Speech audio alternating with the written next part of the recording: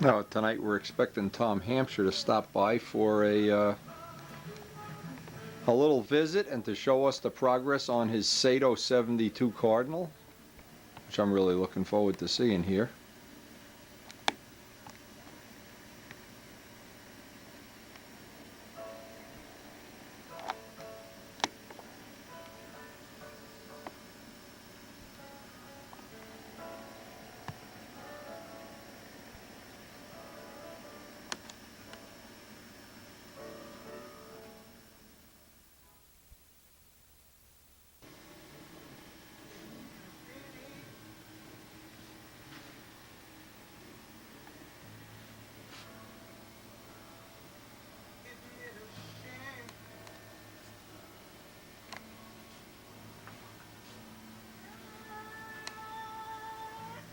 Now we're basically finished with the plane, except for some little details like making up the rest of the guns. And Les Dimmitt has been helping me with that part of it. But we're in a quagmire as far as the weather goes. We have had nothing but rain, and when it's not raining, the wind is blowing 100 miles an hour. So we're definitely not going to be flying this until we actually get a real day that we'll be happy with the weather. And one of the things we still have to do is figure out a way of getting it to the field. And that's one of the little projects we're going to work on. As soon as we're going to do some work on Tom's plane tonight, but we still need to figure a realistic way of getting this in a Windstar, and hopefully without having to take it apart or making it any more cumbersome than it has to be. And that has yet to be proven. We don't know if that's if that's ever going to happen. But that's part of the challenge. So we're just going to hang out here, do our email and whatever until Tom gets here and get a look at his plane.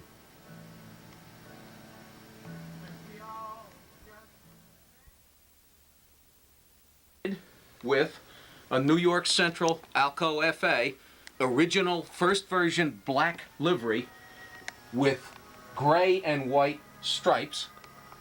And then I looked at it and talked to you about it. And we decided together that black paint was stupid in the hot summer sun because it'll blister and peel and you'll cook it for good and all that. So we went to red. I wanted it dark red. As usual, if you want to know about paint, don't trust your instincts. Ask Wendy. Hello. I don't think so. Blame him if it doesn't work out. And we got Miss Ashley Red on it, which I think is going to have about the depth and the value. Well, if it's like Mike's, it's got to be when you put the clear on. It jumps when you put the clear on. Pow! Shazam! Oh, I like the way the tail worked out too.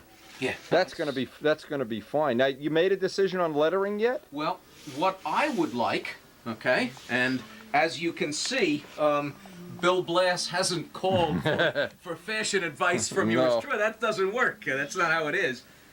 What I think is just my favorite font is, you know, Railroad Gothic, just Roman lettering, Cardinal, bigger C here, and AMA 31919 there. That's the lettering the way I like it. What I haven't been able to decide on for sure, I don't think with all of this stuff going on that this thing really wants a lot of panel lines. No. It's busy enough now. It wants to have lettering that's black outline and white, or white, you know, this lettering. Somehow schematic in there. Oh man, I've never done outline lettering until tonight. See how quick he changed. Oh, geez, does that mean I have to do it? You want to see my deer in the headlights imitation? Yeah. It also, if you backmask the canopy again and just make the edges dark, it'll look 3 times different than it does right now. I've tried that once and made a mess of it. You can see there's a masking error there. Yeah, but that's because you had a lot of paint on it. That's not a problem to take care of that right now. That's no problem at all. Okay. The way I've always done lettering is to cut a stencil out of frisket paper, lay it out carefully. How does frisket paper is going to lay on? See, what I'm concerned with is this is not. If this were a foam wing, whenever I go over. Oh, that I can solve for. That I solved all by myself. Okay. I solved it. You put the frisket paper down, and it'll jump around on the compound curves in the covering. Put your monocoat heat gun on the lowest of low heat. Okay. Go over it and smush it down with a rag. Okay, you're ahead of me It'll follow every single lump and bump and curve in the tissue. You're ahead of me now. See, that I didn't know. Okay. That I didn't do. That works with Frisket. The only thing I've attempted a couple of times, just with one letter, to cut a single letter and then shrink the pattern and cut the inner piece so you get an outline letter. With no luck at all. I can't make... Here's where you're ahead of the game. This is a relatively straight line. Yes. Okay, now let me explain to you why to me, that's important. When I do this kind of lettering, see this Miss Ashley thing? Right. I can lay this out real right quick. Off the trailing edge. Zip, zip, zip. Right off the trailing edge. And then make one or two, like, just make it different. Yeah. Don't make them all, or they look like they came out of a typewriter. Yeah. In this case, I followed the leading edge, and then I made a box. I have a video. I'll give you the video how to do that. Or if you want me to do one, I can do it real quick. Can you? Jesus, it takes nothing. All right. But the couple of things that I would change. See, here's one thing I never like to see on a plane. Here's an example. The canopy is a color that appears nowhere else on the plane. That's always a key if you have a painted on canopy. What happens here, I would like to see this canopy a different color, blue. Or a color gray that this is almost like when you stand 100 feet away. Yeah. But that's real easy to do. That's minutes. Or that's nothing. What I thought was mask this off and then with the finest of an airbrush line just run an almost black gray rim around it. That's another way to cover it. There's a lot of ways you can, you know. We can mess with that. Yeah, that's real easy. But the lettering would be the big thing now. Now, I'm not used to using this material. You got, what is this, Coverite? Or what is? Polyspan. Polyspan. It's polyester tissue. See, this gives me concern. Yes. But when you put the clear on, if you put the clear, put 100 coats here. Yeah. 100 coats here, and then just 2 coats here. Bingo. The other thing is take that. Don't worry about it. Okay, so Tom has given Karen a lesson in how to lay out masking tape here. Is he as good as he says he is? Oh, absolutely. Look at that A. Look at that A. Look at this man go to work. I'm telling you, totally professional. Unfortunately, he only does A's. That's it. Yeah. The name of this plane is Alcoholics Anonymous. How long you been sober, Tom? Whoa, about 10 minutes. Yeah, 15, 20 minutes. That's amazing. I didn't know. We're going to name this plane the Alcoholic Special. That's unbelievable. Oh, my God. All right. It's coming. We're having a race. Tom's winning. Yeah, we're having a race. Okay, so honest and truly now, how long did that take to do the whole thing? Truth. Got here. You were here at 7-ish? 7:30? Maybe quarter of, but we didn't get to work until, say, 7:15. Because we're looking at pieces. Less than 2 hours, anyway. Oh, clearly. Hour and a quarter. An hour and 3/4. Okay, I could believe an hour and a quarter or something like that. All right, next time we see this, it's going to be all lettered up. It's going to be a new guy ready to go. And you can decide now. There's a secret cockpit job. We don't know if Tom likes it yet or not. We're going to see if when he brings it back, we'll see if he likes it or not. Or if he scribbled over my name and said Windy Who. We'll find out real soon. Ooh. I know, but I mean, you got to grab it in by the fuselage. We were gonna run the motors today, but unfortunately, you put all your big rings on. With all put all your jewelry on. Get one of those collars. The bracelet. Yep.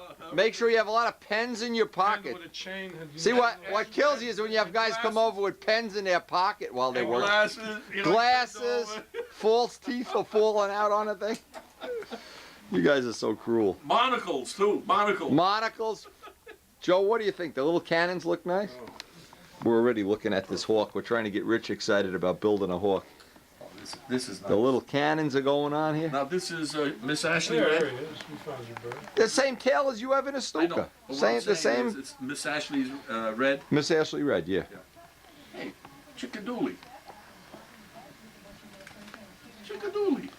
Chicky. Are you gonna flip start these Mario. with your? Yeah, they'll flip right over. This is nice. They start Okay, right now, up. Sequence. That's the engine that's your strongest. Inboard. The stronger one is on the inside. And that's the one you want to have a 1/4 ounce extra squirt of fuel in? No, we shut them off when we're done. Oh, that's right, V-Tron. Shut them off, But you're yeah. not None of gonna- that running out of gas with one engine None of running this is stuff.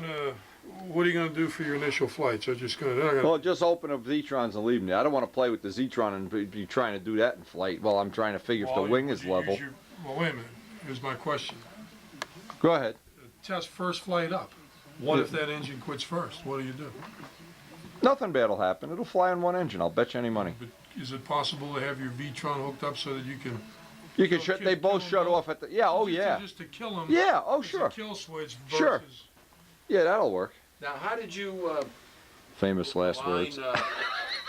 align your rudders with the laser? Yeah. By the way, you want to take the laser home with you? Yeah, you gotta show Give me. him the laser right there, Joe. You gotta show me how to. We work. got to line up. Rich's Stuka has a flap that's out. So we're going to do, if you don't want to do it, I think you can figure it out, can't you? If not, bring the thing over here and I'll do it for you. I have to play with this. You got to get the wing in here. Okay? I'll only show it to you. I'll show this off camera. We've done this on camera enough. So I just want Joe's approval. I just want, Absolutely. all right. Thumbs up. I just want to know because, On boy. a scale of 1 to 10, it's 11. Oh, well, Lisa. I guess that means I got to buy the pizza today, huh? What do you think, Joe? Chicky, they're out for free pizza, I think. On a scale of 1 to 10. Watching this video and you're having a good time, let me pass on a great tip to you. And this happened to me this morning. Since we've lived in this house, which is about 10 years, I had never moved the washer and dryer away from the wall. And this morning, while I was doing some other stuff in the shop, we were preparing to do some gardening, I smelled something burning. And I went behind my dryer. It's all cleaned up now and mopped up. But what had happened behind this dryer, and of course this is a 100-year-old house, is balsa dust had accumulated up on the bricks and on the floor. The dust was 1/4 inch thick. Combined with the lint that normally comes out of a dryer, and I can't open up now, but the combination of this and balsa dust 1/4 inch thick, what happened? From the flame, the dryer kicked on, the open flame ignited it. This whole wall was on fire. We had the fire department here. I had several people. Well, we put the fire out first off. The dryer is shot. We're not going to ever use the dryer again. But because think of this, it's by a gas line. If for some reason that gas line, the flames were to melt that thin copper gas line, I mean, I'm just envisioning that this could have been the end of my shop, my house, and most of all, my family and peeps. So I'm going to make a suggestion to everybody. If you never move your dryer, if you're a modeler like I am, and you can see, just to give you an idea, how close we are to where we do our modeling. Here's where we do most of the sanding. And keep in mind, I usually work off of this sanding bench, but even that's not enough. Even that's nonsense because it builds up to the point where, well, just think of the poor B-25 meeting his end because of a dryer fire. Now that means we've had 2 fires within 6 months, and I bought at one time 4 of these little fire extinguishers. I only have 2 left. Well, what I'm going to do this afternoon, first thing, we have some gardening to do, and then we're going to go to Home Depot. I'm going to buy more fire extinguishers. Because when you're in a now think of another thing. All of the flammable material, thinner dope. I mean, I'm looking around the shop here, and I'm thinking, I've just ducked a bullet. Anyway, the fire department had no idea that this was all flammable, of course, but we have ducked a bullet again twice in 6 months. I am definitely going to write something about this in Stunt News. But think of a combination of balsa dust and lint, and you've got a time bomb. If you don't move your dryer, maybe I'm going to put a piece of tape on the side of the dryer, and once a year, pull it away from the wall and vacuum it up.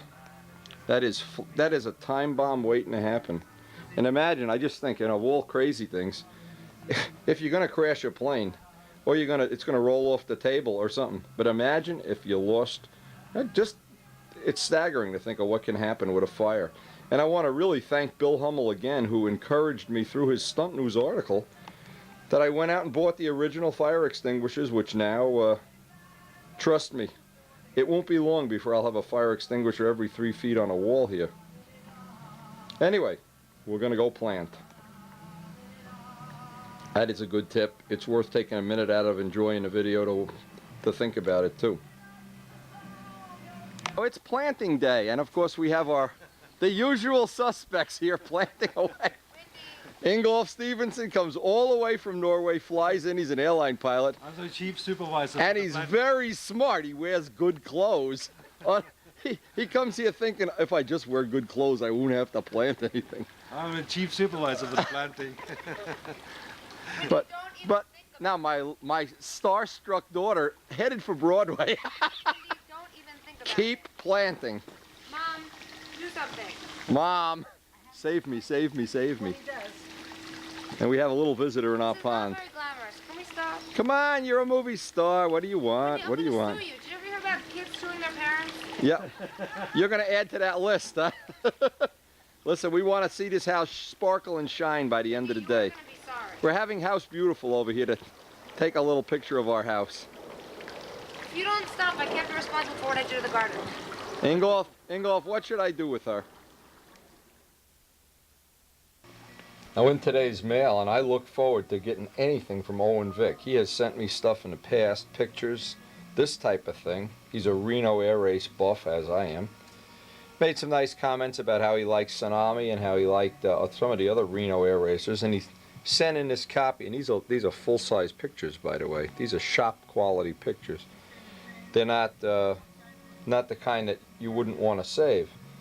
Anyway, he's asked some questions and some other ideas here, but the most important thing to me is that we have some more pictures to add to our little quest for every Reno Air Racer in the world. Now take a look at some of these. These are really nice. And they're photo quality. You see, a lot of times when you send something in, it's a quality that's hard to, you don't really appreciate it unless it's on I guess it's on a photo quality paper, I don't know. But this is a Sea Fury critical mass, and believe me, if we were going to do a Sea Fury, this might be one we'd really consider. It has the bent wing, as all Sea Furies do. The modern cockpit, the Reno Air Race. We've got him on some of the videos too, some of the older videos. A lot of them are out on loan right now, but I remember seeing this on several videos. Now, apparently he's living in an area of Orangevale, California, where you can get to see this. Now this is funny. The four-stroke seminar.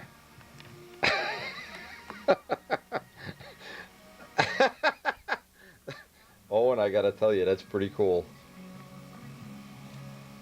I gotta send Owen out some videos, but I'm trying to think of something we could publish this in Stunt News with an appropriate caption. Where we have all this jousting back and forth about 4 strokes and 2 strokes and 3 strokes and everything. Instead of worrying about who's having the most fun, we worry about nonsense that doesn't even matter. Hey, again, my feeling. You like 4 strokes? You like half A's? I like them all. The heck with it. Buy one of. I like this whole deal here. I like to get this guy in my possession. Anyway, Owen, I'm going to shoot you out some video. I hope you enjoy it. It will be. I'm sure you'll enjoy it. Hey, how can you not like windy videos? Even I like them.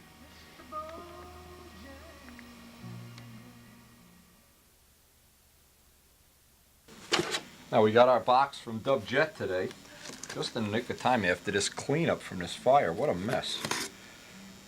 That powder from the fire extinguishers is supposed to be not good to breathe, like everything in this house is not good to breathe. So I was real meticulous. I went around, took each plane down, cleaned it, took all the little things. But the garden's coming along great. We got another day of gardening. This is from Stub. And this is what we've been waiting for our... Now we only have 4 more days that we'll be able to use the field at Palisade Park. And then we go to the grass field where tests are, it's a lot more difficult to do the testing. But this is the box, the carbon box that I made. We're going to make what amounts to be a test tank. And he sent me, and he made these. I don't know if he made them or Dennis made them. The bladders that go in the tank. And they need to be oh, he made them out of phenolic, okay. Anyway, if you can envision when this is all assembled, and I obviously haven't assembled it yet, what this is going to look like. This is going to get mounted in one of the carbon back plates, and that's what we're going to have to figure out how to do today. And let's see what the back of, okay, the back of this is,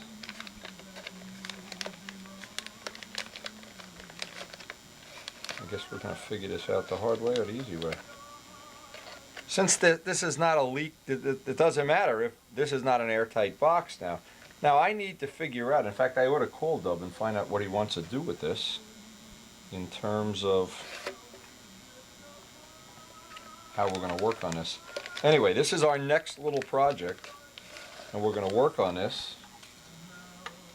I'm going to give him a call, see what if anything I should be doing. Maybe I should be mounting it to the other side. Anyway, I'll get some feedback from Dub.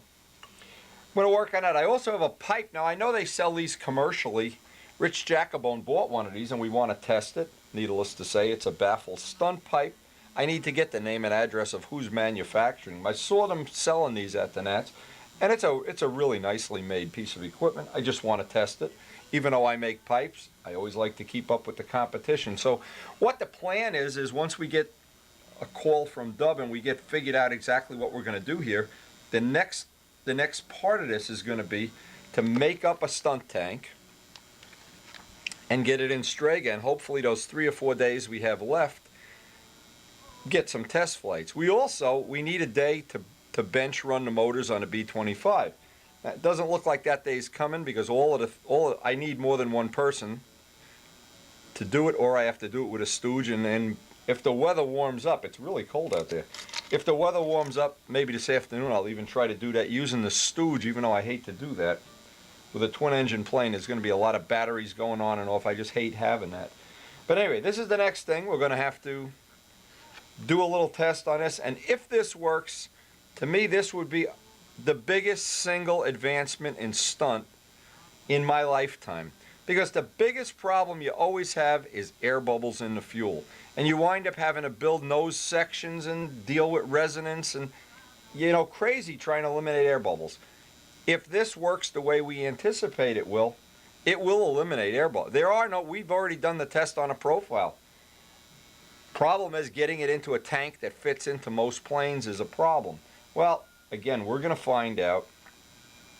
And by the way, this tank, with all the hardware and everything, is still lighter than a metal tank. So you could have the best of both worlds. You could have a tank that's lighter than a typical tank, and at the same time that it's lighter, you also have the benefit of never having an air bubble. Now, the last little obstacle to deal with is the fueling of the plane, and I want to figure out a way that's going to be convenient to do that, because ultimately, if this works as well as I suspect, this is going to wind up in Miss Ashley, which is our #1 competition plane.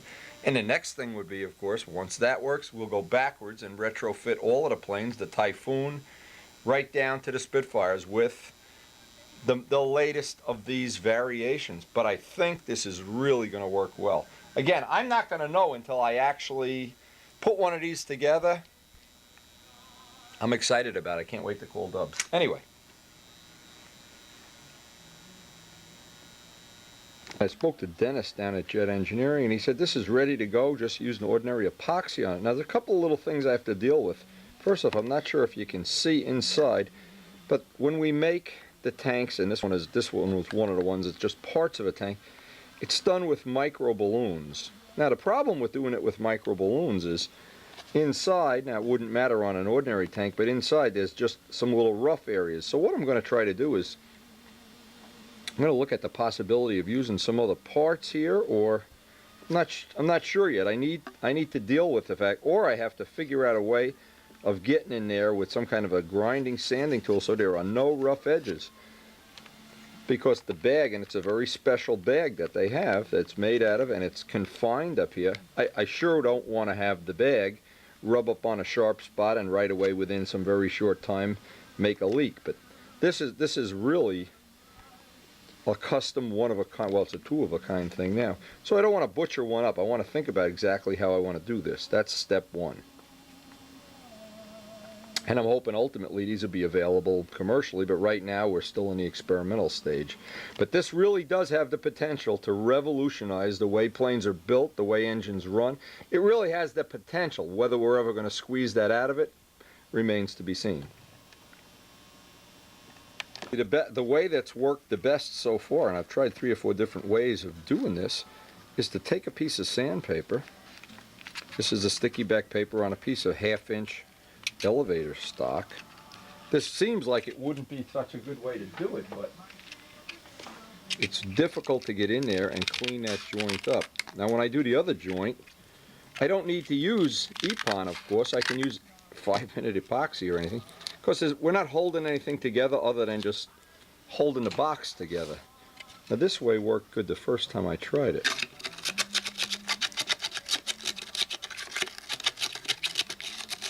I don't need to make it a polished surface. I just need to get rid of any little razor edge in there.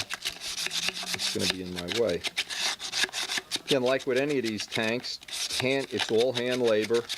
It's at this point in time a labor of love, I'm imagining.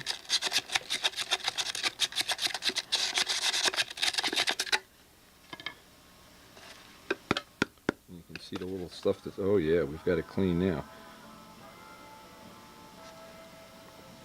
Not sure if you can really see that. Now I'm going to flush that all out nice and clean with M600. Next challenge is we want to get a feeling for what size hole this is. Of course I could mic it if I wasn't so lazy to walk over and get the micrometer. I want to make it just undersize in it because I want it to be a tight fit. There we go. It's a 7/8 hole. Now you can't drill, needless to say, you can't drill. What I originally wanted to do, I wanted to put this off to one side so it could kind of snake the tubing, but I'm not going to have that choice right now because the way I look at the bag, I don't know if the bag can expand equally in all dimensions. So for the first one, I'm going to make it just almost in the middle and live with the fact I might lose a little bit of the tank. The Jett that I'm using now, the low time one, only uses about 5 ounces of fuel anyway, so if I have a 5 3/4 ounce tank, it's not going to be a problem. So I need to get a 7/8 hole, and I can do that with a Dremel bit real carefully. And now usually a Dremel bit, a very tiny one, I can get right up almost to the line and then get the line off by hand so that I have a nice tight fit. Time you're dealing with carbon fiber, it's hard to drill a hole in it. First off, you only get about 2 holes and then the drill is gone. But to drill a hole this big, you'd never be able to drill it with a drill, not that I know of any tricky way to do it. The best way is do it undersized with a burr, and then open it up very gradually by hand.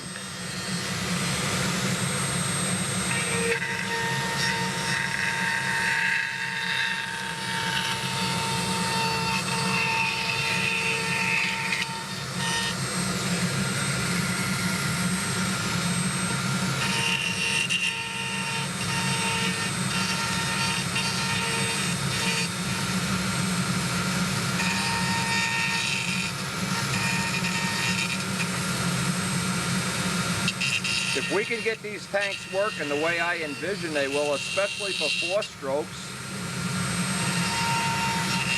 they'll work for anything, but 4 strokes where you need that at the end of the flight, it always wants to shut off when it sees an air bubble. This will solve that problem once and for all.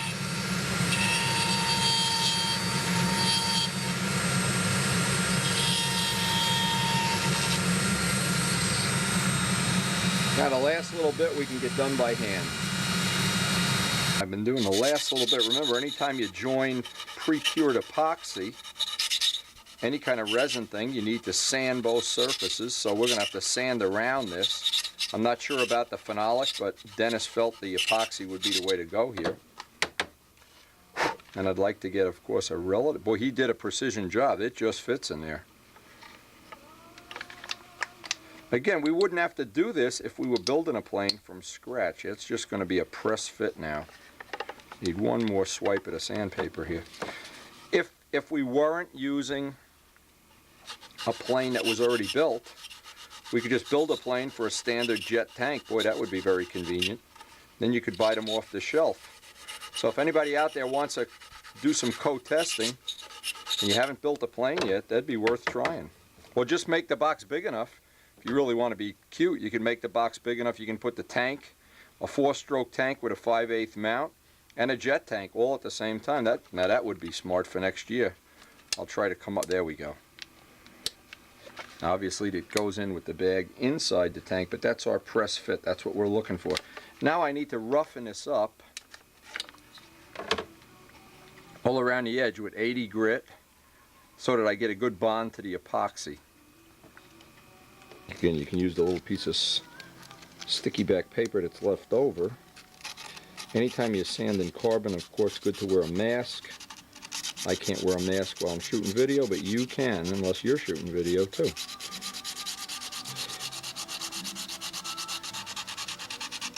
So we'll be able, once this is fit into the plane, while this front is drying, I'm going to go get the test plane Strega, pull it all apart, because before I glue the back on the tank, I need to be able to see how far back in this will go.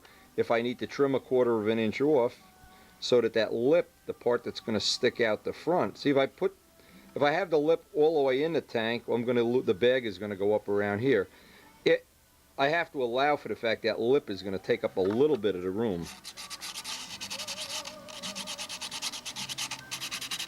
But again, if you're building a plane from scratch and you know you need 6 ounces of fuel, 5.5, whatever, you can then interpolate that. Or in our case, if we really wanted to, we just cut a hole in a bulkhead in the back. I'm not opposed to doing that either. Okay, that's ready to fit. Now I'm going to clean this all up with M600. I need to drill a hole up in this corner, or actually any corner.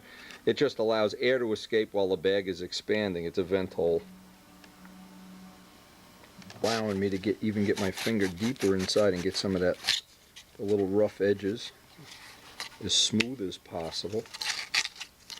Again, when people see one of these carbon tanks, they think there's no labor involved. Believe me, it's even just making a typical traditional carbon tank, it's a lot of labor, a lot of sanding dust. Okay, we're ready to glue the front piece in. It's just going to be ordinary 5-minute epoxy, nothing special about it. But what it's going to allow me to do is, while this piece, without gluing the back piece on, and there'll be no micro balloons in this, so that should be a smooth joint. I'll make sure. And again, I don't need to make it like it's going to contain fuel. The bag, the bladder, whatever you want to call it, that contains all the fuel. And in case anybody's wondering what I might have had for a snack, take a wild guess. Anyway, guess what Chicky had for a snack? Oh my God. Okay.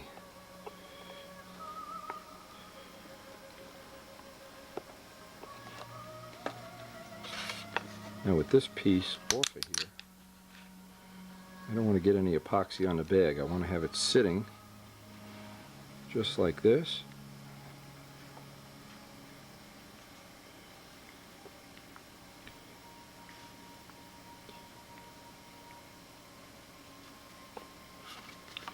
Again, if this joint isn't strong enough, I could wrap a little carbon toe around it.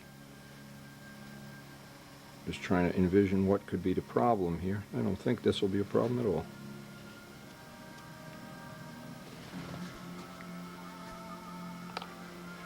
Now, if we needed more strength, again, I could make a lip. I could make a mold with a little lip on this piece. If we're going to make these in production, that wouldn't be difficult at all. But first we want to do the development, because the part of it that I don't know is it going to be to our advantage to have this piece off the side, or maybe it won't matter at all. A lot of times you make yourself crazy trying to come up with something that you don't even need it. It'll work fine. I have a feeling, I mean, if the plane would just fit the typical tank, you wouldn't even need to do this. But to do this, you need the big fueler. Don't even think about doing this with a SIG fueler. It's the filling and the getting all the air out that's the part that eluded me for a couple of years. Now hopefully I'm on track. Okay, we're going to just let that dry. While that's drying, I'm going to strip the plane, the motor, gut Mr. Strega and get him ready for our next test session. Now, because time is so limited, see, normally what I would be doing, I would be taking all this hardware out and just put the tank in. Then the next session, I would change the pipe. Normally, I don't like to do 2 or 3 things at the same time. And by the way, a good trick, if you're going to take one pipe off the plane and put another one on, there's a great way to do it. If you do it right at the field and you take one brand of pipe off and put another brand on, you can usually tell by if the needle goes in or if the needle goes out what the flow rate of that pipe is going to be. Just a rough number. If you put a different brand of pipe on a plane, all of a sudden the needle has to go in 2 turns, you know that's a very restrictive needle, a very restrictive pipe. If you put a different brand of pipe or a different pipe setting and you have to open a needle to get back your motor run, you know it's flowing a lot better, and it'll probably, good chance, it's going to make more power. In this case, we're going to try to do both experiments on the same day because, like I said, we only have the 4 days left at the paved field. And if we don't make it, we have other things to do. If we don't make it in the next 4 days, well, then we can't get back to that paved field until after Labor Day. So that's going to kind of be a kink, but we're going to work around it. Another thing, why I like to do all my testing in an older plane, this plane is heavier and draggier. So when I get things working in this plane just the way I want them, usually I can take them right out of here and put them right in what amounts to be the number 1 plane. Few ounces lighter, less drag. So I have a good, it's like a guy swinging 2 bats or 3 bats before he comes up to bat. Things that work in this plane and work at that grass field, the circle burner field, when you go anywhere else in the world, they always work a lot better. So first thing I need to do is pull this all apart, and that's just a matter of screws and unscrewing things. And then we'll start retrofitting in all new hardware. The day when I was at the field, Brian Manow was there, and he told me to put this on the video, and it's really a good tip. This is the way I normally leave my flight box. But you can see I have a problem, the same problem Brian had, in the fact that the top battery terminals are exposed. And they're exposed so I can get alligator clips on them to recharge the starter battery when I'm running 4 strokes.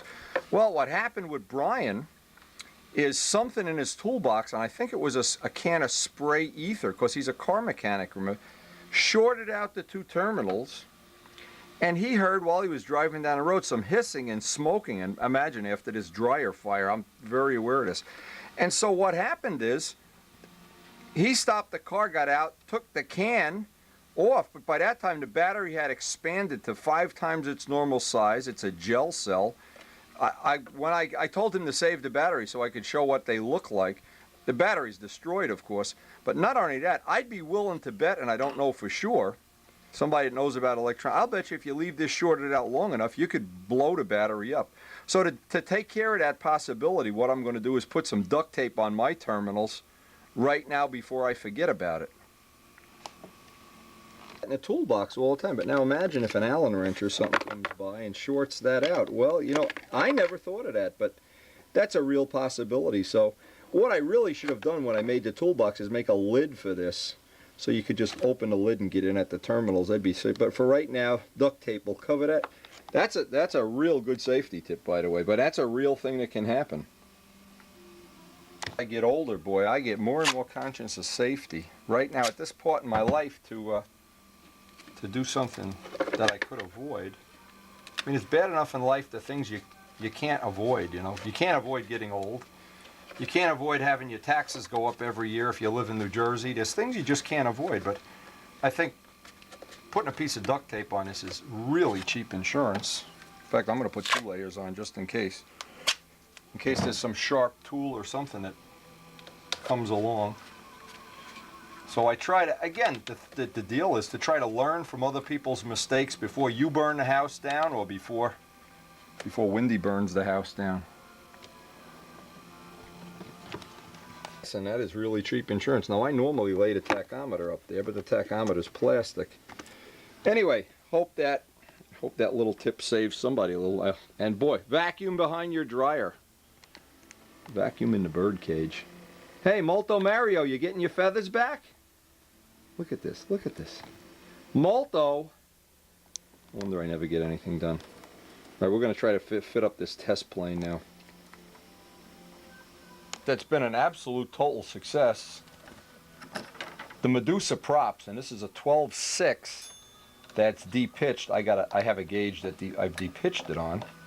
If anybody buys one of these and will like it de-pitched for a Jett, I'll be glad to do it for them for a for a pizza pie probably.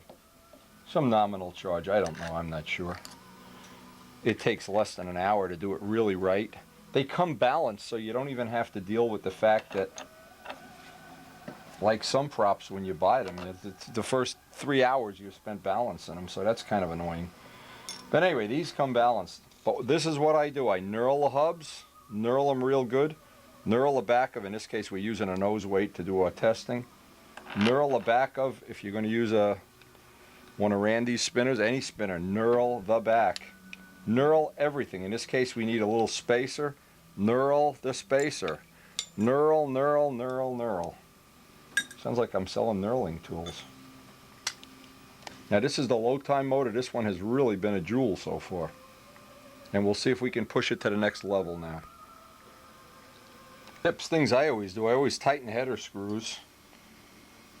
I take some 4-0 steel wool, and there's always a little bit from priming the plane. There's always a couple little dots on here, little things that can be annoying. And the reason I like to clean it is because then if a gasket starts to leak, I know it's starting to leak. Where if you left it all black and greasy, you'd never know that the leak is getting worse and worse and worse. And because we're trying to do some testing for Dub as to whether the low time motor is going to be better, the same, or worse than the original one, well, I'd like to know if these are going to be problems. 4-0 steel wool cleans spinners real nicely too. I always take a little M600, clean off the parts, look around. You can usually tell right away if a head gasket's leaking. There'll be the amounts of burned fuel around the edge. This one's pretty tight at the front still. We don't have any real severe leakage there, any more than a drop or so. Now another thing, I noticed a couple of things about, we're talking about knurling. This pipe, if you get any pipe, it doesn't matter. They didn't mark the baffle, so I measured it off with a stick and put a little detent on there, and I'll stick some paint or something in there so I know where the baffle mark is. Otherwise, it's impossible to set where the pipe's going to be. And if I want to fine tune that a little bit, also in the front of the pipe, there's no knurls at all. Now what would happen if, and there's no pressure fitting, but we don't care because you can't run a bladder tank on pressure, so that's another idiosyncrasy. Here's what happens. No matter how tight you make the clamp, if there aren't any knurls, it's going to do that in flight. And it's going to do that at the most inconvenient time. So all of my pipes, knurl city. And that'll be the next thing we do, is get some knurls up on here, get this rough, and also the back of the header with the engraving tool, with a Dremel tool, or with 80 grit paper, this way, so you have threads. But always some knurls in there.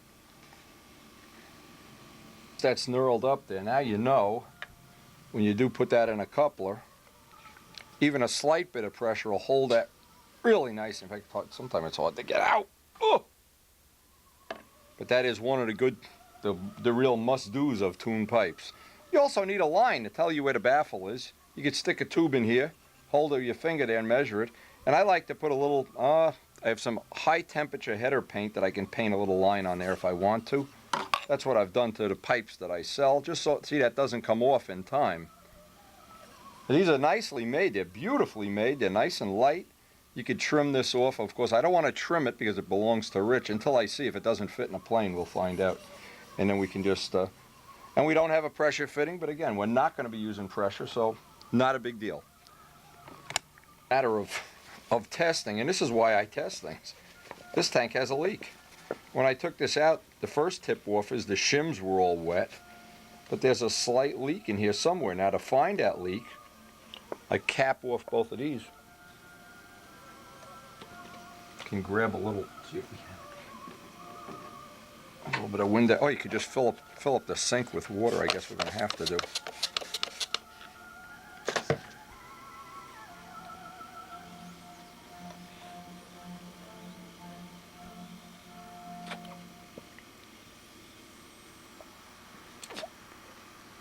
I'm going to have to fill up the sink, put a long piece of tubing on and find out exactly where it's leaking. A lot of times it's by the seam. This tank is modified here, but the problem is now, with a metal tank too, every time you touch a soldering iron to this inside the tank, you're loosening up stuff, then you got to clean the filter a bunch of times. Well, I'm not saying like it's a big deal, but it's one of the things I hope the bladder will eliminate, because there's no junk in the bladder. There shouldn't be anyway. Oh, we'll find out. With a tank that leaks is a lot of times, if you're running pipe pressure, get some of these suds out of here. My wife was doing laundry in here. Since we don't have a dryer, I guess it won't matter. But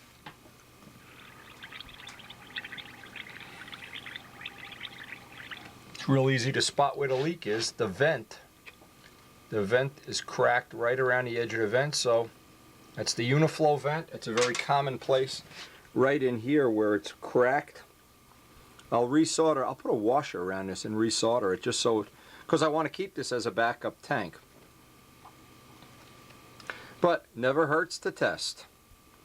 Now, another trick, if you have a metal tank you're using and you're going to put it in storage, fill it with fuel, cap it off, put it in a plastic bag. And when you go to use it, it won't be all full of Glock. And I love that word, Glock. What happens if you leave air in here, the air and the castor oil, it all turns to gum and chewing gum and pencil erasers and alligator snot and everything. And then when you go to run a tank, you take it out. Remember Ted had a problem at the team trials, or at the Nats, I forget, he had a tank that was leaking. Oh, when you got to solder it and then clean the filter, clean the filter, clean.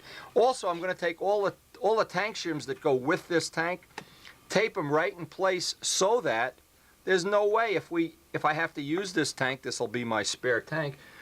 I don't want to have to go back and reshim the tank and figure out the shim, go through that whole nonsense again. It should all be done once and then saved forever, like a computer file. I started this again. 4-0 steel wool to the rescue here.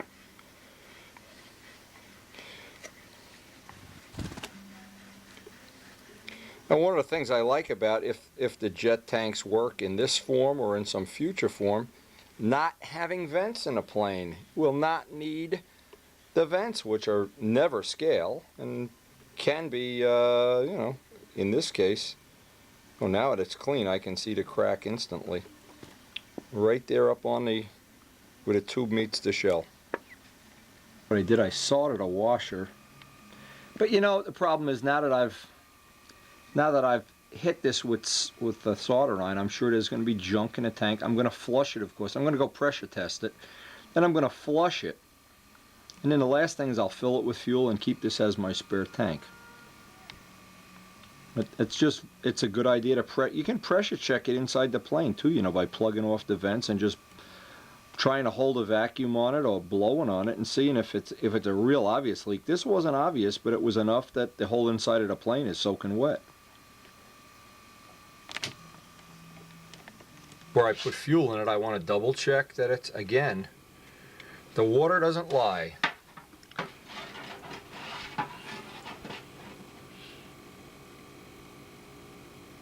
And you can also do that with a SIG fueler. Now we're back to having a leak-free tank. Now the next thing is, because I've soldered up by these vents, and I'm sure this is going to be, there's going to be some junk in here.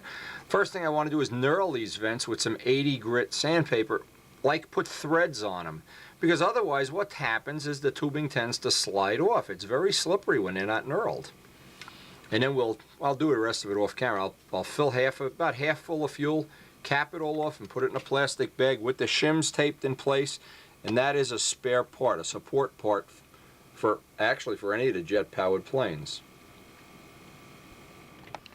Now you'd be amazed how just putting a little 80 grit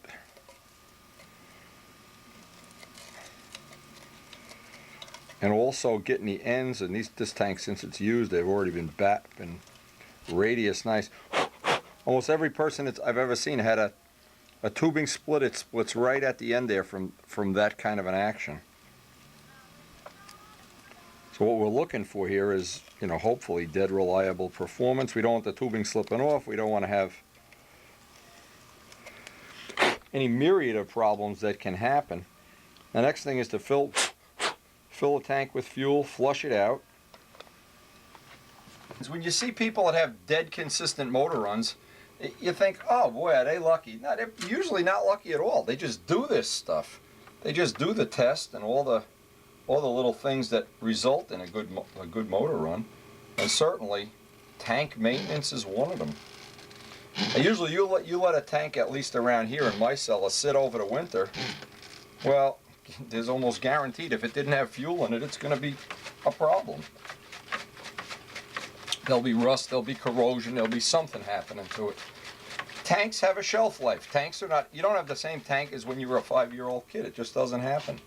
Now what I want to do is I want to see how much stuff comes out of here anyway in the course of filling it a few times. And because the sink is white, I can see little specks come out. It seems that, and these are all the things you can do at the shop, and when you get to the field, you don't have to deal with, oh gee, my tank leaks. Now it's a beautiful flying day, the best day of the year. You want to fly the plane, everybody's there, or you're at a contest and you're competing, or something's happened, and then you're sitting there with the plane on its back with rags and screws and wrenches, and I would always rather do it in the shop. And when you get a tank that runs perfectly, it runs well, it's shimmed well, you've got a lot of hours into getting that before it's right. And then to jeopardize that because some lack of maintenance, I can still see little specks coming out of here. Even with my naked eye, I don't even have to look.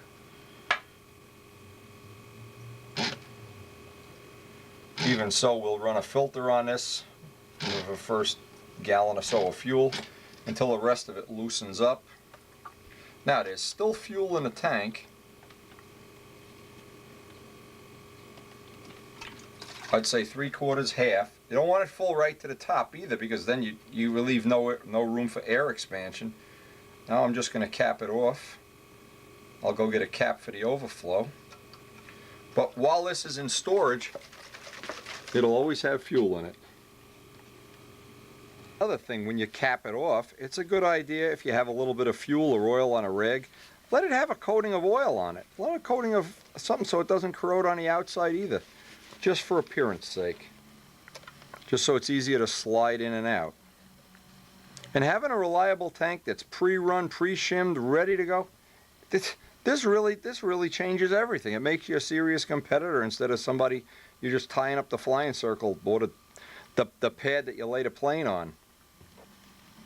Here it is in a sealed bag with fuel. It's capped off. It's got the shims, and I've made a notation that I got with a micrometer, the amount of shims that go between the mounts in the tank, so that when and if I want to use this as a spare tank, I know exactly what I have. I have the exact shims, in fact, and it just makes it that it's more that you're ready to do it on the first flight or in between flights or whenever you decide you need that spare tank.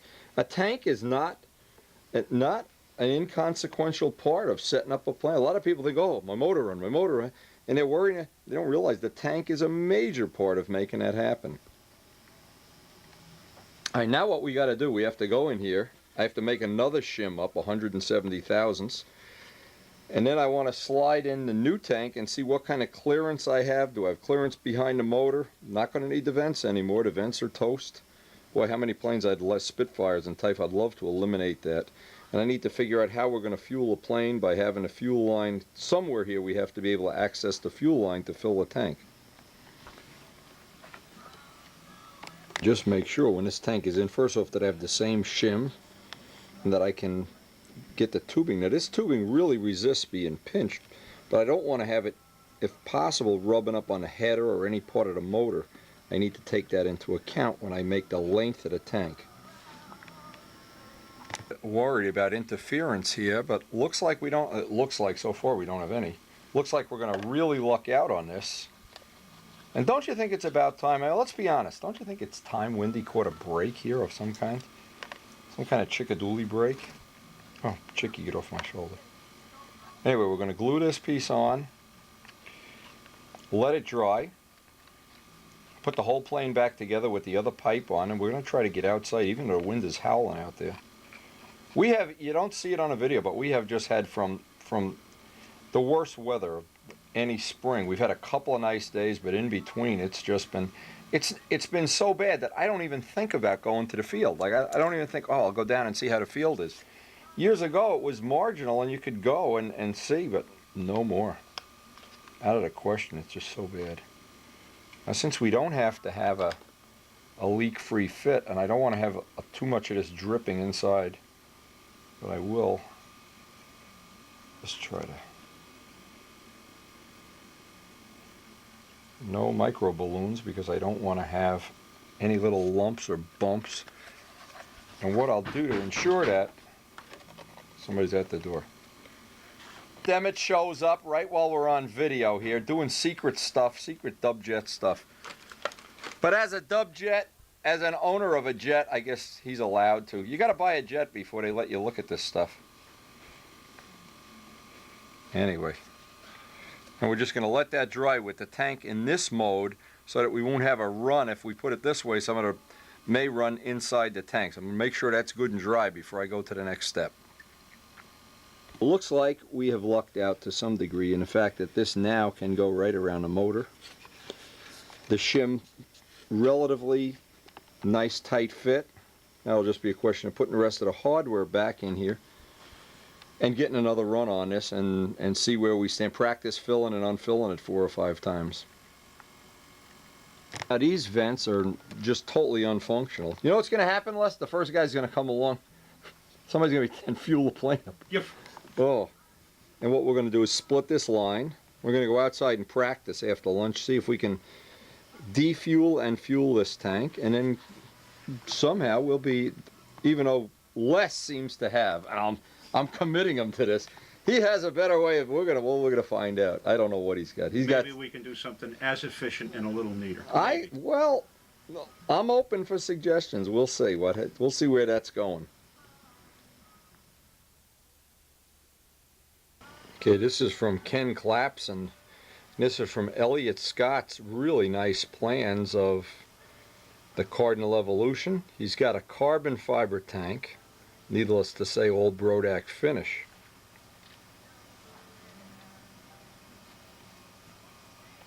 Ken says it's Scott. Thunder Tiger 46. It looks like it's got one of those Mac tuned mufflers. That looks pretty cool on there. We saw somebody up at the field had it on an air coupe model. I can't remember who. But anyway, really kind of cool. We always like hearing from Ken because he's always got something cool going on. He's always got something unusual, different. Nice cowling treatment there. That's really nice. I see he's got the Windy carbon fiber tank, carbon fiber gear. Always a good choice, Ken. Always a good choice. And nice finish.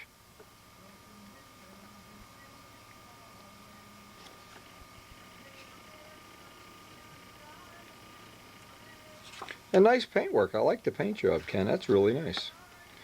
We'll pick a couple of these and get them out to Stunt News. Hard to pick. They're all nice. Usually when I take pictures, there's only one good one out of the whole roll. So just buffed it out. Just buffed it out. His little key name for this Thunder Cardinal, and because it's a Thunder Tiger engine. And he says the weight of the muffler is heavy, but having a carbon fiber tank makes up for it. Flight weight is 2,953 grams. Now, if I knew anything, I would have no idea how to convert that except divide it. Anyway, he had a special way of buffing out Brodak dope that he wanted to share with us. And he's been having a great time buffing out his Brodak dope up there, freezing, keeping Chris Cox freezing. Anyway, Ken, we appreciate it. We hope tomorrow or today or whenever, somewhere soon, if it ever stops raining, we can get that jet run, do a little test run, and practice fueling it. And I know Ken also has a jet, also has several other things, and he's building a Tsunami 40 from, guess what? Elliot Scott Plans. Anyway, great. Ken, I appreciate it a whole lot.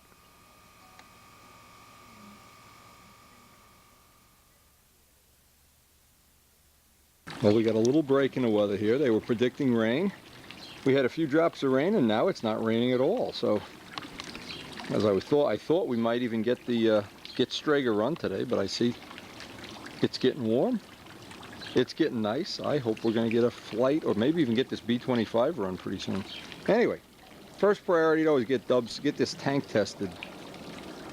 Go less. The deal is, well, we don't know how much the fuel we're going to use, but the first thing, with it sitting in this position, is to pull out all the air out of the bag, and you'll see the last of the air bubbles will start coming out, and then that's telling me that the bag is, see the last of the air coming out? Mm-hmm. Once that comes up into the fueler, well,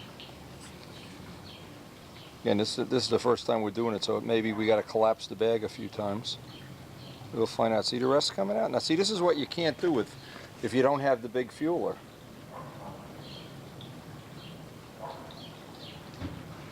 Now what I do, I just wait. Maybe you don't even have to do this part. Get the last of the air out of there. You still got some down here, Woody. Yeah, just. Now Les is going to try to come up with some kind of cute little fueling. What would you call it? Oh, I don't know. Any one of the commercial, they have fuel dots and special Okay, well we're going fueling to try fixtures for the RC aircraft. Now what I did the first time, and it worked, is I let some of the fuel back into the tank. Again, I'm not putting it under pressure yet. You can clearly feel when it fills with pressure. Well, the bladder reaches the limits of the... Yeah, the now what walls I of the want to do tank. is I want to pull out, that just put some fuel in it, maybe it'll fill in the crevices so we get all See if the air there's any out. more air. Right, and maybe you have to do this 2 or 3 times, I'm not sure, on a new tank. Again, this is where Dub and Dennis have the little trick. See, now what's coming out is little tiny foam. bubbles. Yeah, almost looks Okay. like foam. Yeah, see the last little Yep. nothings. Okay. Okay, so that's going in the right direction now. Now we've got, I can see nothing there. And I mean nothing. That's clear. Okay, so now we're going to fill up. I just saw some air go back in there. See, I might not be pulling on this hard enough. The idea is to show the people watching the video that this is not like a set it, and you got to get a little technique. It's like setting a needle valve or something. Because I can picture other people having these and getting frustrated. But once you get the technique, the second, third, see now all the air bubbles are going up there, look at that. So once you do this, I'm going to guess 5 times. And I did it on a profile the day we flew it all day. By the end of the day, I was doing this and talking to people. But now, because this is new, I want to get every drop of air out. Because, I mean, it runs so steady right to the end that it's scary. Okay, now I'm going to I saw 1 air bubble go back in, but we'll run it once. So just let it run out a tank of fuel. It's got 1 air bubble in the whole tank. And I think after you fill it and unfill it and everything 4 or 5 times. All right. Okay, now, feel it. Just feel it. You can feel what that feels like when it's... Okay, don't force it. It's down. But now you're under pressure, a certain amount. Now when I let it go, you can see some of it comes right out. Okay. Well, okay. But what I'm going to try to do is, whoop, we know that's under pressure. See, just let that pressure come out. Now I know I've overpressurized it. Okay. Now you got to put hemostats on it. Now it'll... That first time, that had too much pressure in it now. Well, what we were doing that's is we the were only- thumping that around the Yeah, bottom. that's the way you're going to know. Okay. So that's our first initial. I didn't want to make it a fake thing where everything goes right. That's the first time we've filled that tank.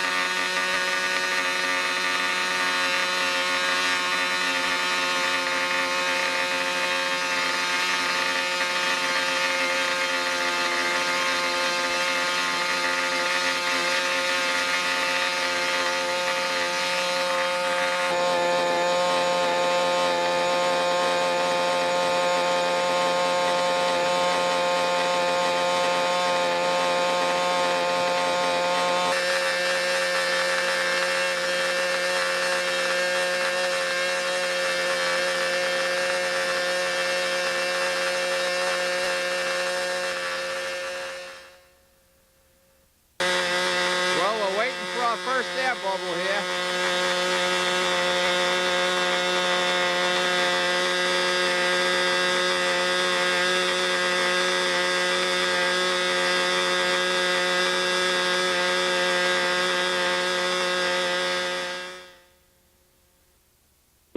What lesson I figured out, we learned. We ran it, what, twice already? That was the second run. The clean first as a- time we had air bubbles in it, and it was that I didn't fuel it correctly. The second time, I very carefully held pressure on it for, what, a minute? Thereabouts. Not even, around a minute, letting all the air, little by little, the air. And when Wendy, that was done... Don't forget, that was the first time that tank Yeah, right, had fuel right. in it. Now, we're going to do it, well, I'm going to do it one more time. Let's see what we get. Because I think each time you do it, the corners or the edges where the air is in the bag fill with fuel and you get a better... the last one was perfect, so I don't know how much better it's going to get. Now, what we don't know is how the motor's going to run in maneuvers. But this part of it, as far as getting it to run, and I challenge anybody that's got a stunt ship, any motor, anything you want. Go hold your plane upside down, run the motor, and look at the airline. I bet you in the course of 7 minutes or 6 minutes, you'll see air bubbles, and the motor will be...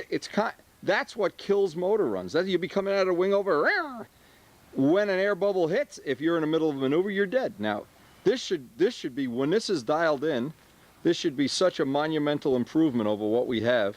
You can't use it without the jet fuel, or don't even think, if you buy a tank from Dub, buy the fueler. And if you're building a plane, you can build a tank right into the plane. So you're still building. Yeah. You could just build a hole, get the middle of the tank, the middle of the motor. But I think... We're not even sure that that's necessary. Well, we don't know yet. Well, we're going to find out if it's flyable tomorrow. But in between the raindrops, we'll be thinking, and I'm sure you're thinking, I'm positive, Wendy will never get it in the van. Well, let me tell you something. Up until about 15 minutes ago, this plane had never, ever been out of the cellar except for one short trip through the door. Now picture where this plane has to go every time you want to fly it. It's got to go through this little alleyway. It fits out this door by about...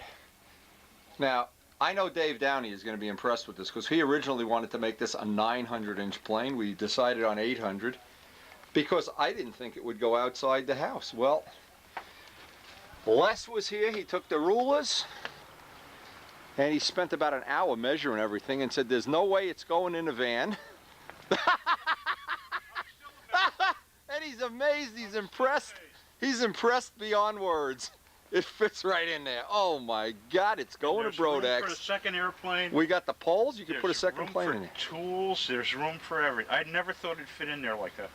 Wow, I am amazed. Now, had we made the 900-inch version, I'd be making a carrier rack now. The only thing, I got to take the cannon off the front to get it in.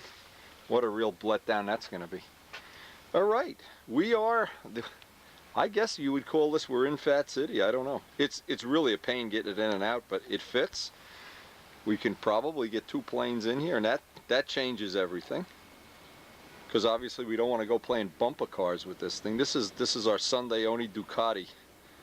I guess that's a good way to look at it. Now, what I'm thinking, we ought to get some foam anywhere where it can hit a rudder and just... We should have a protect... a bed pad. A sock that goes on the wing up to about here. Yeah, a bed pad. And then just somehow lock it in so that rudder won't hit the side. Some kind of a bed pad would be real. I don't know if Karen's got... Well, it will take the one off the bed. I guess that'll work. Taking up all kind of foam pads and things. Believe it or not, that thing fits right in there. Well, what I wanted to have is these little chocks that I have that hold the wheel. I wanted to put 80 grit sandpaper on one side, except they won't stick to these the way I want them to. So I'm going to use some of the spray adhesive from a foam wing, which is what I've already done on this one. And then it really sticks. When you put that on a rug, that can't move at all. Very, very little anyway. So that's another little piece, and then we're going to go get some foam. The original bed pad we used here, we're going to chop it up and put it in various places and hold it in with Velcro. So you wouldn't think this becomes that big of a deal, but even just a little thing like this can just absorb hour. Oh, he's back already. How many hours you got on it? Holy mackerlandy. Well, I need some magic marker here. Well, this was the sum total of a day's work, making all these Velcro pads. They're installed with Velcro. You need a hole to get at the door locks. Velcro pads for the rudder.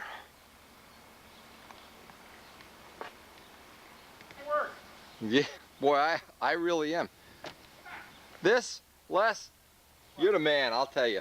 I don't care what Brodak says about you. No, this is a matter of sheer unadulterated luck, is what you got here. This is luck. This is what you call like when a tree falls and you're in between the two branches. That's right. Now we got to make lines up. He has this great invention. He's going to use 100-foot electrical cables. Show him what we're going to fly it on. Show him the flying lines. There's the old dryer out here, by the way. Oh yeah. And this is solid too. These are solid Not lines. braided. Solid O zeros. Well, tomorrow, tomorrow, tomorrow. Everything is tomorrow, mañana, whatever. I like that. We'll see.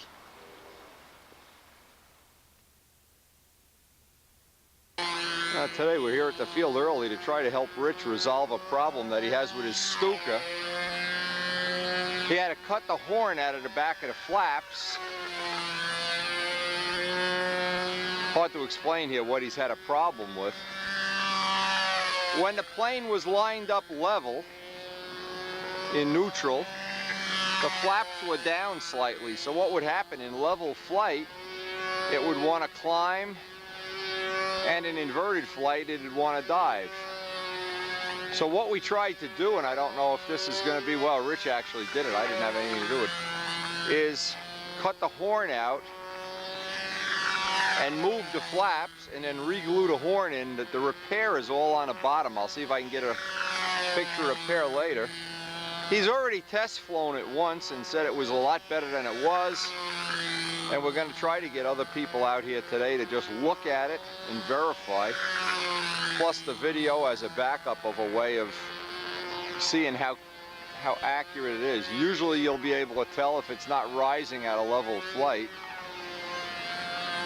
That's funny, Chris Cox just has exactly the same problem with the Sportster that he made, the 4-stroke one. He's emailed me a couple times and said it was hunting, it wouldn't fly level, he has slop in the control. So if we can maybe figure out what would improve this plane, it would be something Chris Cox could use too. I could pass him on the video. If we don't learn anything, well, we're no dumber than we are a donut now, so. Amazing that we got the B-25 into the van. If it warms up later, maybe we'll run the engines here, but we're targeting, hopefully, very soon to get some flights on it, some taxi tests, some Z-tron tests. So I want all that stuff working before we go put it in the air. Now, I gave Rich the laser to use to do the alignment. He says he couldn't figure out how to do it. Well, I'm not so sure. What I should have had him do is come to the house and we could have done it on video, but it's one of the things, if the flaps aren't in alignment with the elevators, it's a problem. It can be a trim problem. Now the other thing, this could be if he had one of those Bill Biles, the little adjusters, of course, it would be another way of doing it. He doesn't have that. If he had a hatch, like we have on the Spitfires and Seafires in the back, that would be another way of doing it. There's a lot of ways to do the same thing, but basically if you don't have the elevators in neutral, when the flaps are in neutral, you've got a trim handicap you've really got to work on.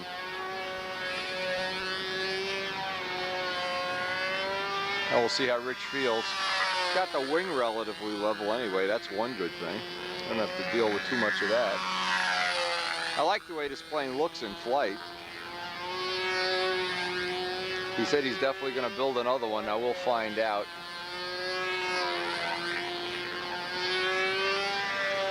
Maybe with a longer, pointier, more scale-like wing. Even though he's shying away from the dihedral, I'm not so sure. I'm not so sure he has the right idea. After all that work with the lucky boxes on a B-25.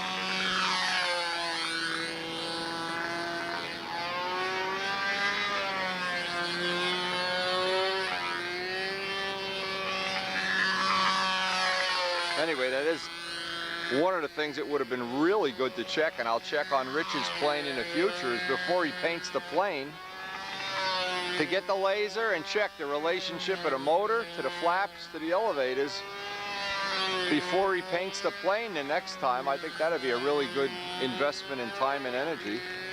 We probably can do that on video too.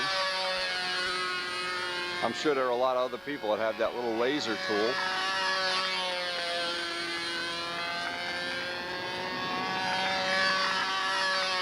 And of course this Sunday is the first club contest of the year. Should be a lot of fun. We lose the field Saturday, the first contest is Sunday. We got a lot of stuff coming up.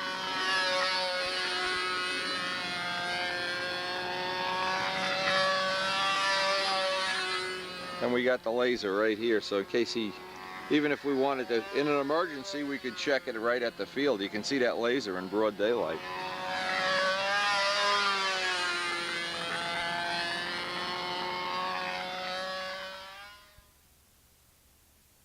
Now, in the last couple of days, we've had more and more practice fueling with the Jett fueler, using the bladder tank. We're real happy with the way it's working so far. We still need to get a final shim on it before we can make a final fine tuning. But it looks like it's got a lot of potential. It gives a real nice smooth run. You get about 3 laps of warning before it shuts off, so there's no danger. I was afraid you wouldn't get any warning at all. That didn't happen. And I'm getting more and more used to using the Jett fueler with every flight that goes by. So it just gives me one more option added into the things that we're able to experiment with, learn from, do, add to our knowledge of the world of modeling.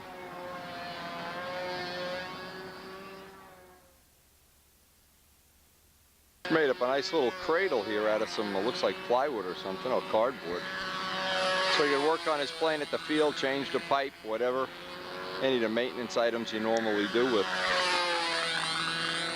the models that we love to fly. Anyway, the Stuka looks like it's performing better and better with each flight that goes by. And I'm glad, because I know Rich really put a lot of his heart and soul into this plane. He really put a lot of time and effort. And he's been buffing one piece at a time. It kind of looks half buffed, the third buffed. Every time I see it, more and more of it is buffed.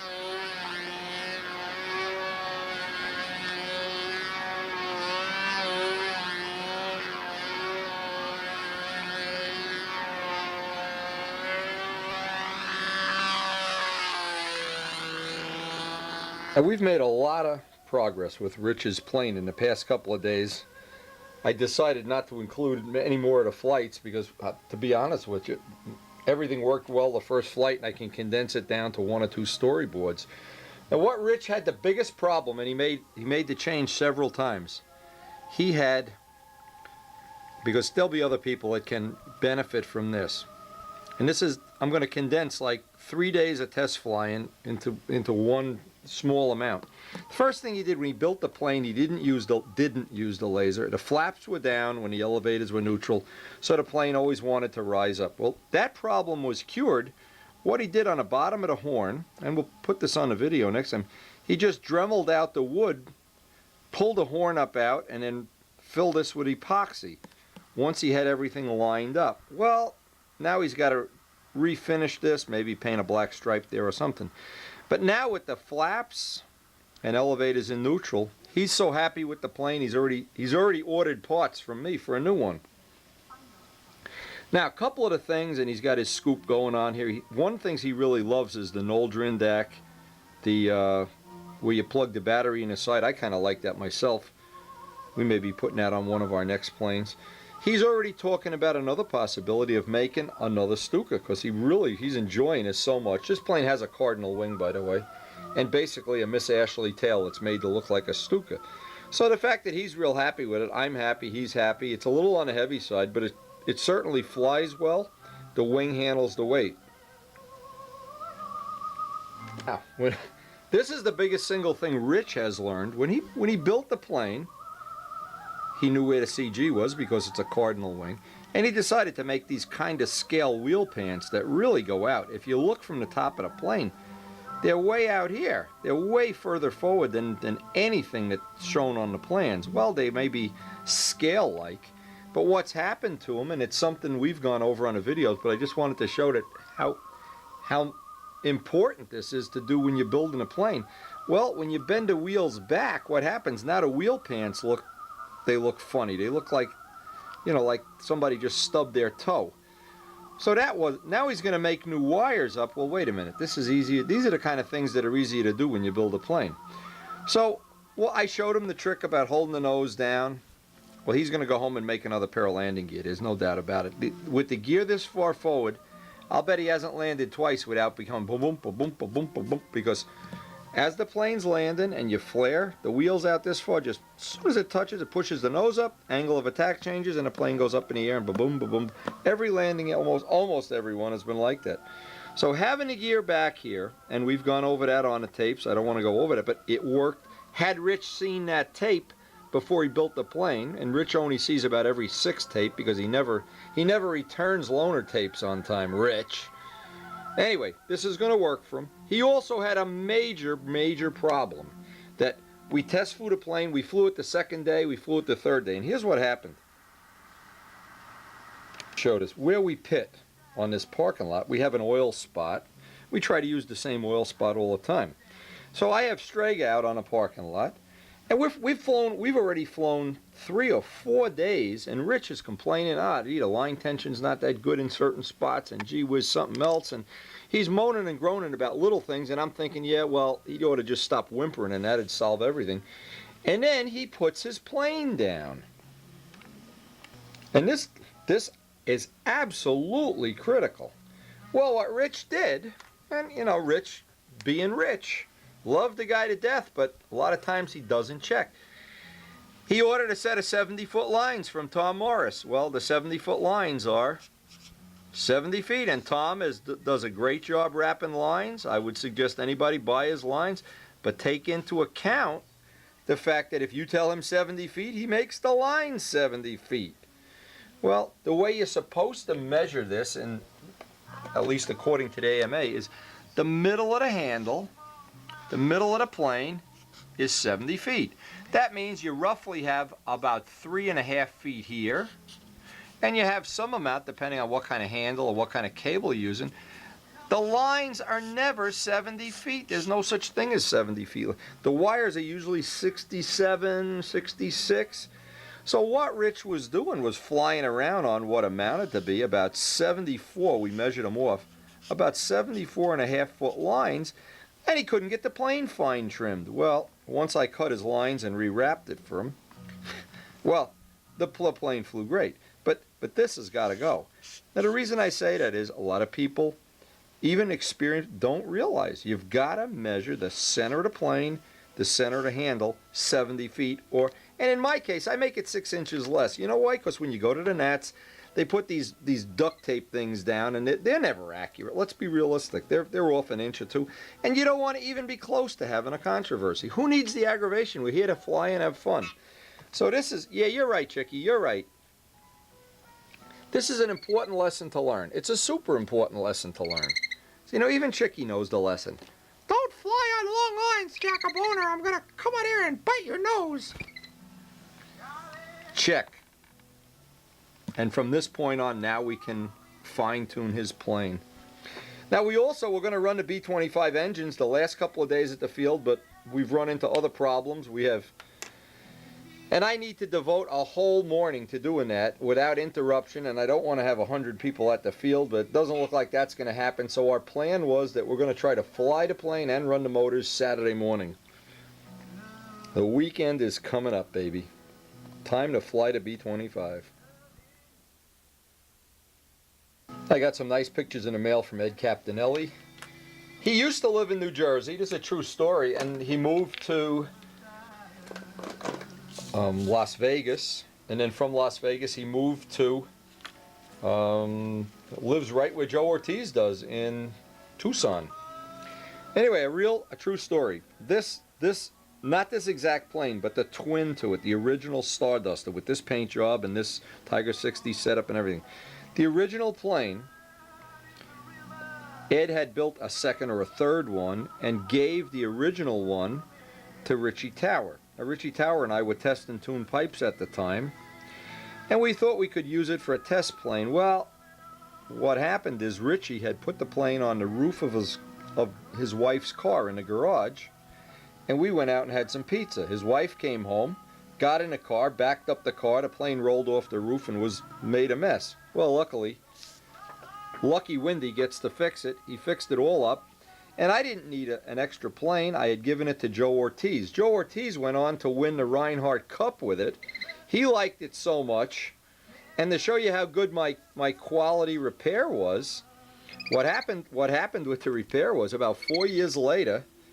What are you doing here? What? You're molting. Feathers everywhere. What happened is 4 years later, 5 years later, Ron Connors, who's passed on now, as has Joe Ortiz, was flying a plane at the club field, and the tail came off, the wing came off, the gear blocks came out, the motor came out, the prop came off. The plane just exploded in flight. So I don't know that I should. The plane probably wasn't under warranty at that point in time anyway. So anyway, Ed and his son has a twin. Now this might be Ed's new plane. He doesn't say, of course. He writes a caption like, hey Ed, like I live in Tucson where you can fly all year long. Forget it. I'm lucky I can afford to live in Jersey here. His new ship, the Sniper, I'm assuming it is. And Ed's workmanship is front row. Anybody that's seen one of his planes. We used to have a beauty award at the Circle Burner Club years and years ago, and you know what? Ed would win half of the time. Anyway, a nice picture here from, this is Ed, by the way, his son, and Lou Walgast. Lou Walgast, the prince of the Circle Burners, who now flies every day of the year, and God knows what. Last time we saw him, it was at his dad's funeral, was up here in Jersey, and we all got together. Anyway, as we get older, I guess that's just part of it. Anyway, I'm glad you guys get to fly all the time. You guys should be winning. You should be like these guys in California that win every year because they fly all year. See, we don't get to do that. I don't even get to fly today. Ed, thanks for the pictures, and we hope we'll see you.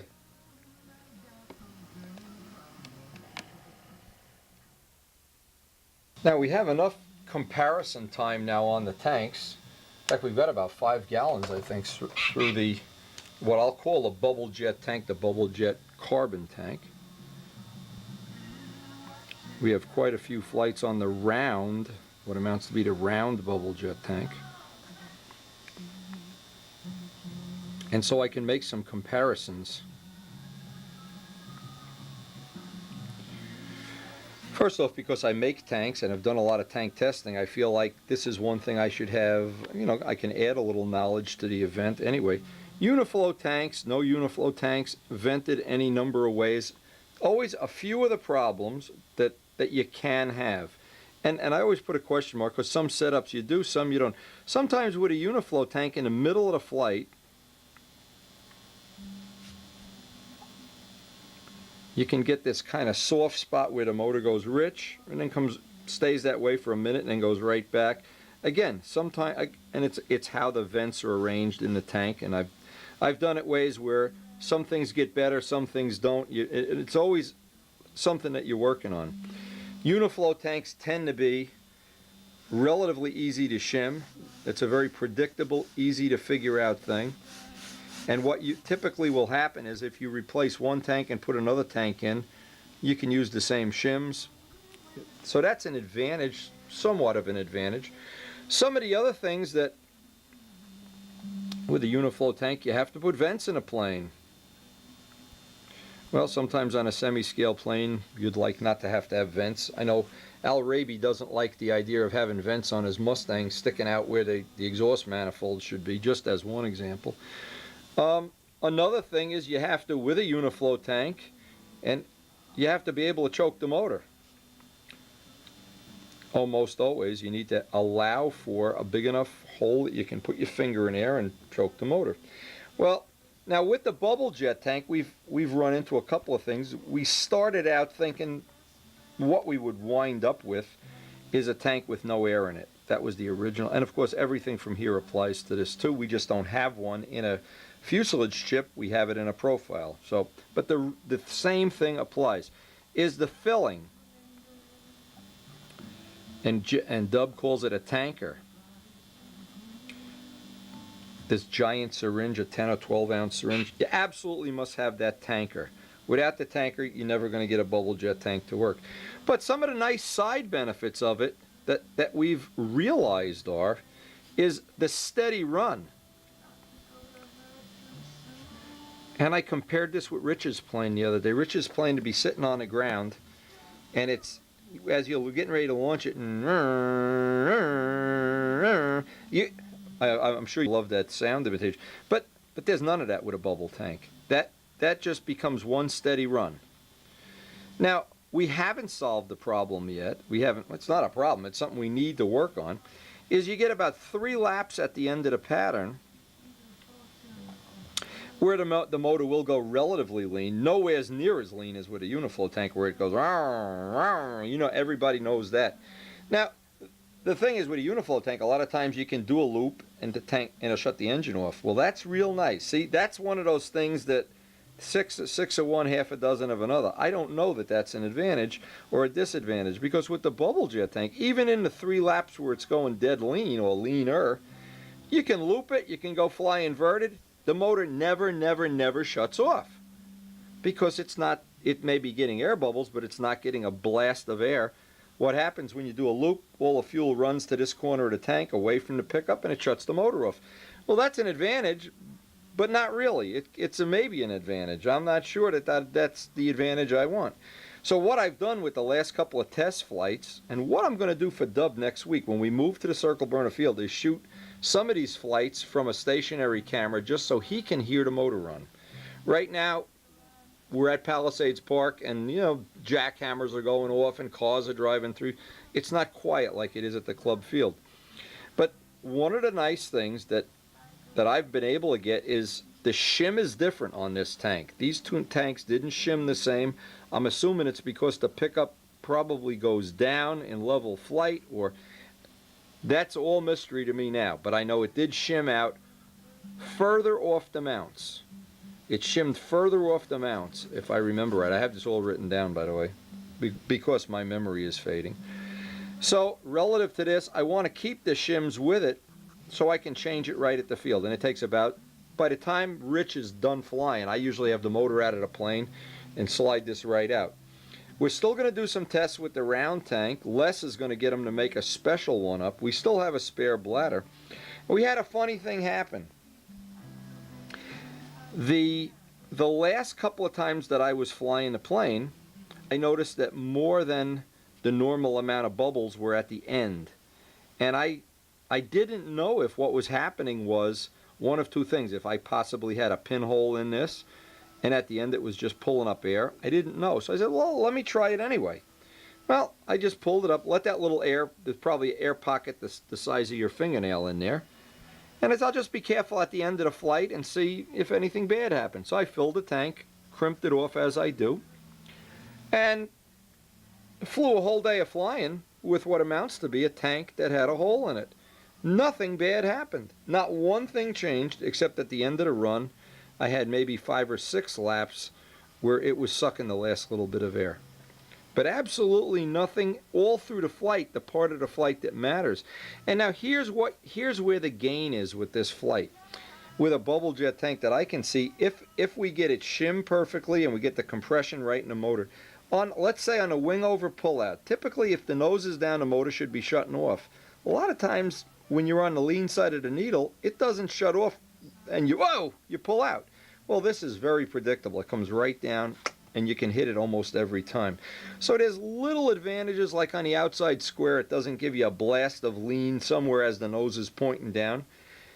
Any tank that has air in it, there's always a chance that right in the middle of a maneuver you can hit a burst of air. And that air leans the motor out and it ruins your timing.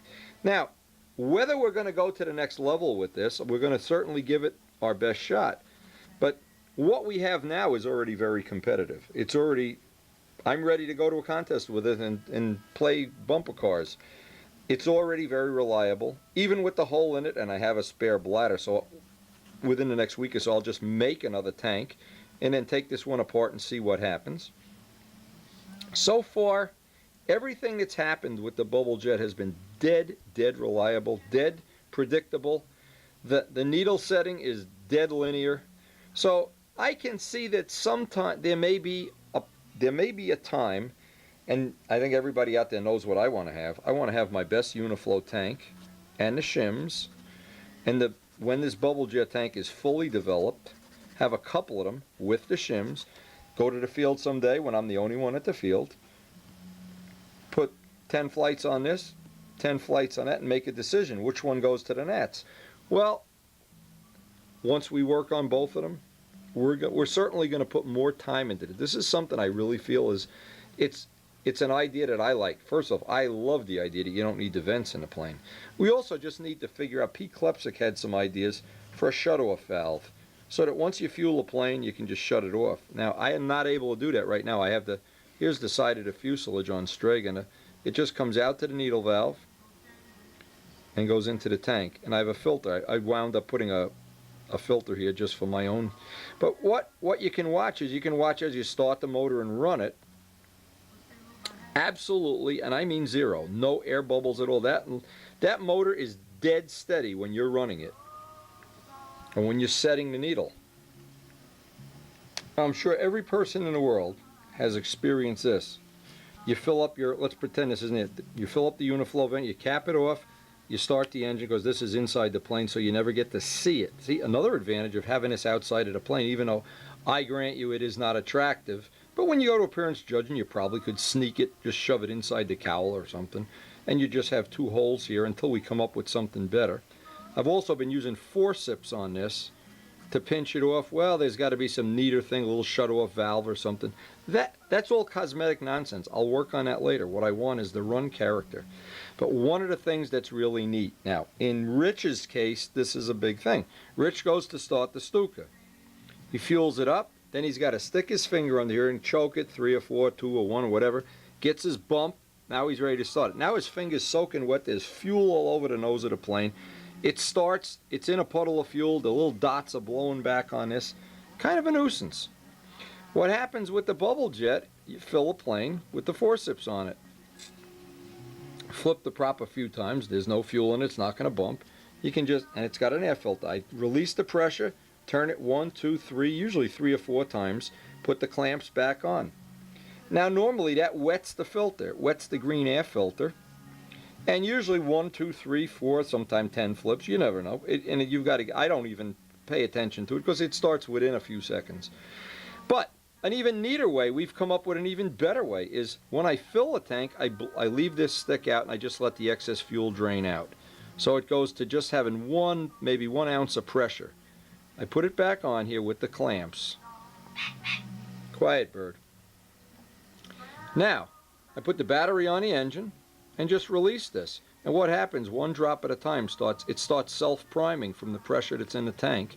It'll almost immediately go to no pressure, but it'll self-prime the engine in a way almost that you can feel it getting wet, feel it getting wet, feel it bumps, hand signal, and you've got it running. So this may be an advantage. I don't know what our next step is we're going to work on. Les Demet has another tank we're going to try to get the extra bladder that I have in. The other thing that we're going to try to do, we're going to come up with, and I hope Pete Klepsik or somebody's going to have some kind of a little shut-off valve we can use up here. I hope that's going to be one of the things that we can, or if somebody knew a place, you could buy little tiny forceps that would pinch the line. Little tiny ones. See, the ones I have these like alligator teeth, and they're going to eventually put a hole in that tubing. So what I'd like, maybe get some with rounded edges. I have to find a place that has medical supplies and buy a little tiny set, maybe the size of the end of your finger. But this is a whole routine. The reason I'm going over this, it took me the better part of a week to come up with all these little routines. Now that I have them, this morning's flying session was basically idiot-proof. It was fuel it and fly. And I think we have made some improvements that ultimately we're going to be able to use in our own top-of-the-line planes, not only the test planes, and very significant in the 4-strokes. In a 4-stroke plane, to have this ability that at the last, see what happens with a 4-stroke. A 4-stroke doesn't like to see an air bubble. So what happens, you do this loop of the thing, you get over here, right here, the motor usually shuts off, right where you can't recover it. Well, with this tank, it'll never shut off unless you don't take the air out. It'll run right to the end. So hopefully, if nothing else, you don't have to carry that extra ounce of fuel that you normally do. On a 4-stroke, you usually have to carry enough fuel that it doesn't shut off in a clover. Even Carlos has lost a plane. He lost his red Miss LA because it shut off. He was flying, and it just shut off. It just gets a big enough air bubble and a 4-stroke will shut off. Anyway, hope this information is going to grow. We're going to add to it constantly, and by working with Jett on both the motors, the pipes, all of the little things that contribute to this, is when you ultimately get this stuff, it should be turnkey. And that's the goal we have in the back of our mind.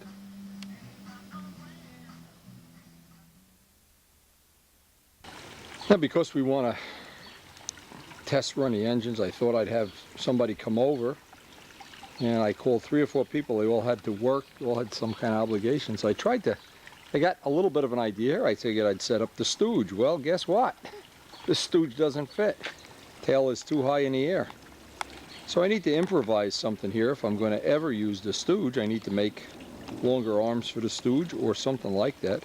Or just, well, I'm going to see what I can improvise here, but of course it would be nice if we had a helper. Somebody just magically shows up. I wanted to get a run on the engines, make sure that everything is clean and ready to go so we don't waste everybody's time, especially if the weather is flyable Saturday. But hard to know if this is going to work the way I want. Now, I found some aluminum tubing. It's the thing I used to skim the pond. It looks like it'll be the right size. I need to get the height, of course. I want it to come up over the top at least an inch.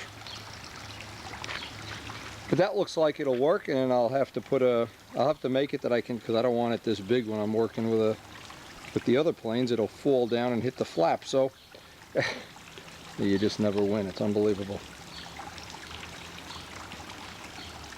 Anyway, it looks like this will work the more I think about it. I guess this is going to be the only, so I can't be too fussy here. I have to take what I can get and live with it. Now the final thing here, and this is the things you don't anticipate. Now, obviously in the future I could make longer arms, but I don't have any of this material. I'll get Mike to make some. That's one thing we can do. What I did do, I made these little arms up. Let's just see, we want the screw in the back, I'm assuming.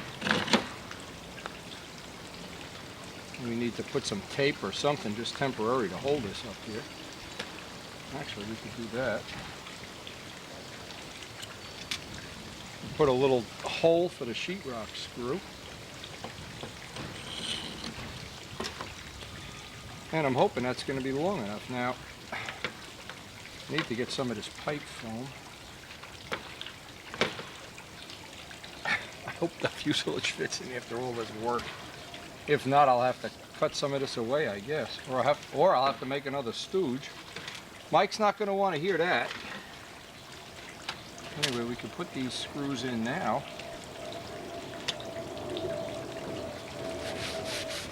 Oh, details. Now, I doubt that I'd be using a stooge much, but when I do want to use a stooge, like right now, to test run the engines, I'll make a trim change and run up the field for one quick flight.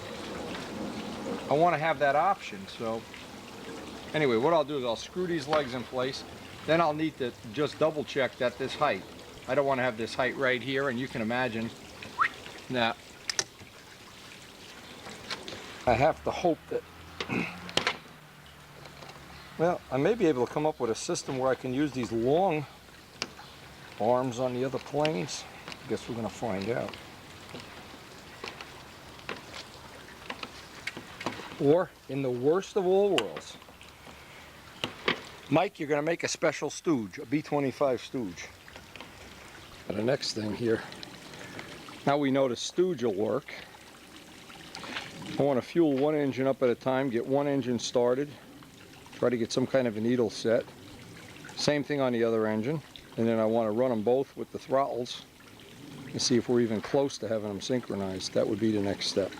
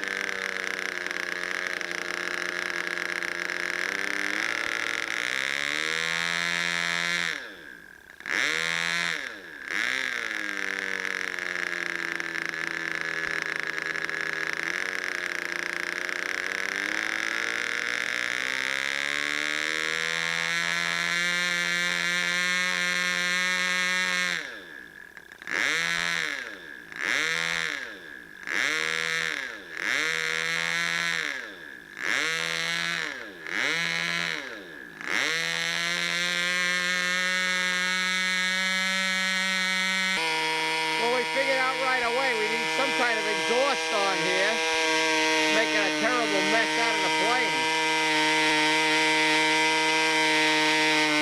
We got a lot of little things I've learned right away. I thought I'd get away with those scale exhausts. Well, it's just spitting oil on everything. It's terrible. I don't want to pursue that any longer. That's one thing. I put those little rubber guys on until I can come up with something better. Now I want to run the engines a couple more times, clean the tanks, and the first couple of times I ran this, wow, stuff was coming out of the tanks. The one tank was clean because I'd already run it. The other one only had a few runs on it, but it sat with the oil sitting in. I don't know if that contributed to it. Little things we have to work out, nothing big, just it's a good thing we're doing it on a nice, cool, shady day. The fish are keeping us company, Chickie's keeping us company, but I'll let it cool down in between runs, of course.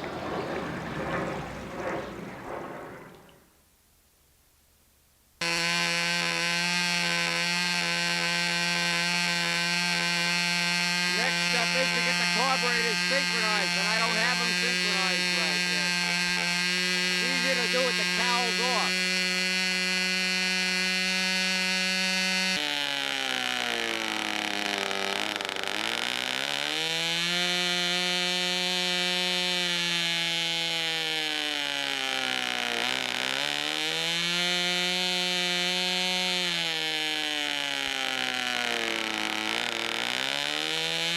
As the day grinds on, what's happening?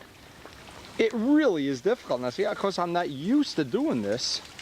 I'm out here floundering around trying to get these synchronized. And what'll happen when I get them both running at the same time, and I get them both down to idle, one will shut off, then I speed that one up, then the other one shuts off, then they both shut off. This is where I really could use a career in, if I had to fly Jett in and let him do it. I ought to fly somebody and fly Superman in. Anyway, I've been taking a break in between rounds here, having a cup of coffee, but what I want to do is put the cowls back on. Everything's cleaned and flushed now, so it's a question of now, the only part of this left is to get both motors running and idling so one doesn't shut off, and I'm not so sure I'm going to be able to do that today, but I'll give it my best shot.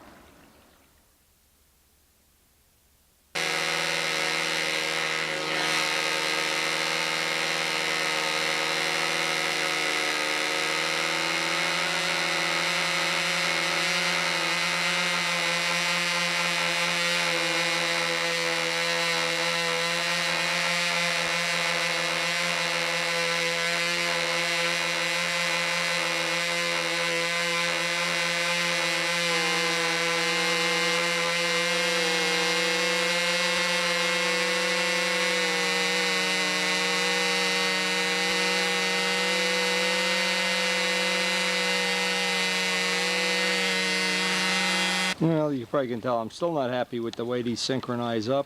I'm just going to have to work on it tomorrow, the next time I get to work on it. And it looks like until we can get them synchronized and running the same here, it's pointless to even think about it. Well, we'll give it another shot tomorrow.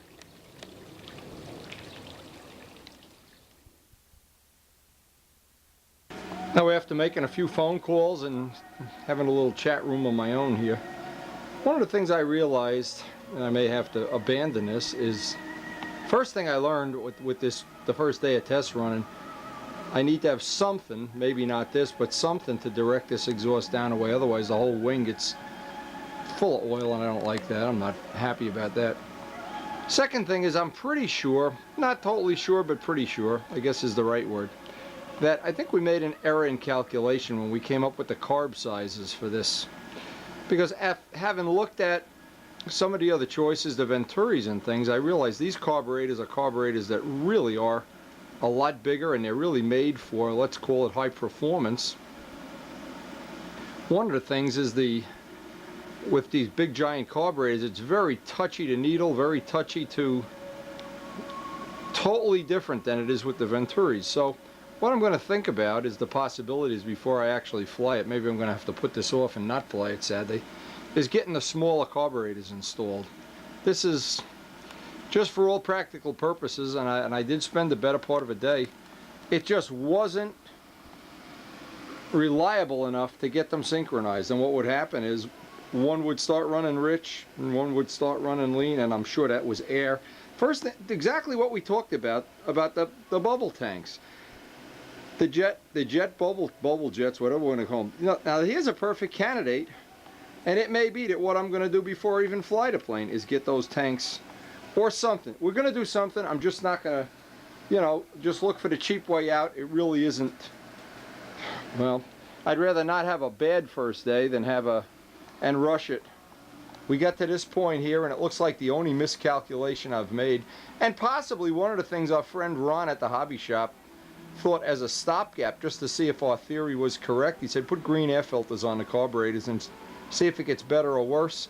Well, I think that's what we're going to do. We're going to run down a hobby shop tonight, pick up some of those green air filters, just to see if the motor runs get more stable, and I'm sure that's what's going to happen.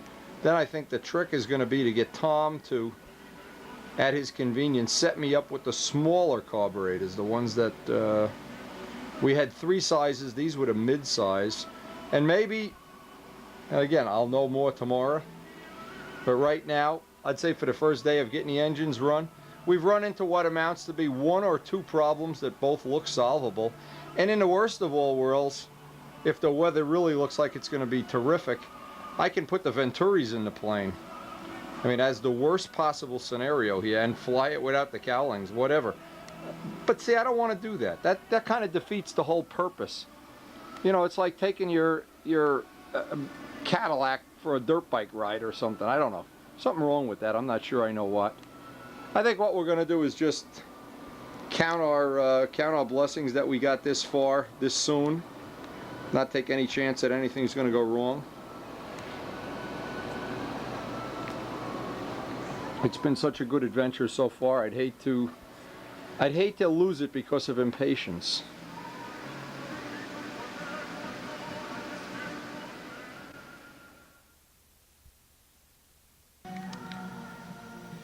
Now, sadly, we're not going to be able to fly the B-25, of course, but today what I'm going to do is pull this apart and make another jet. I have another bladder to make another tank, and I want to have these in all the planes.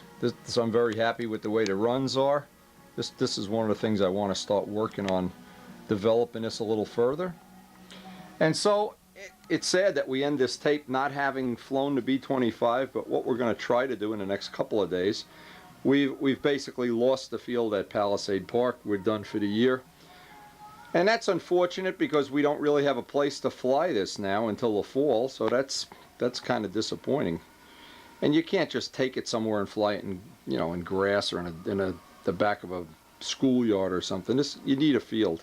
So we're going to look at other possibilities, and of which I haven't figured out yet, but one of the things I'm planning on right now, and we'll probably continue this on the next tape, is we're probably going to do away with the tanks.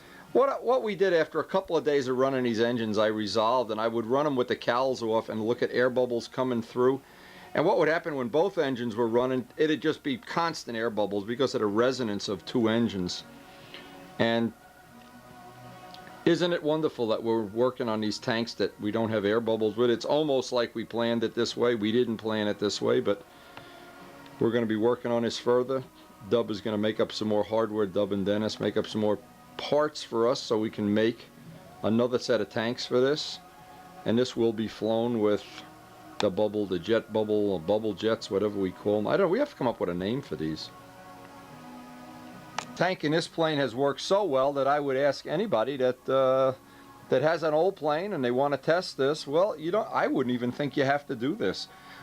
All I'm going to figure out is a way to get this inside the body on the next plane, and or maybe get a little shut-off valve, and Pete Klepsik's going to try to look at that, come up with some answer for me, and maybe somebody else will come up with an answer. But this has so far been one of the more successful things that's come out of this last season. Is, first off, we love this motor, this low time motor. You can hug him, kiss him, just forever. He's the best.